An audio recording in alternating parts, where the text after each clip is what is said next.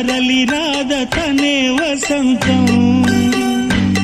తన దరికి రాని వనాల కోసం తరలి రాద తనే వసంతం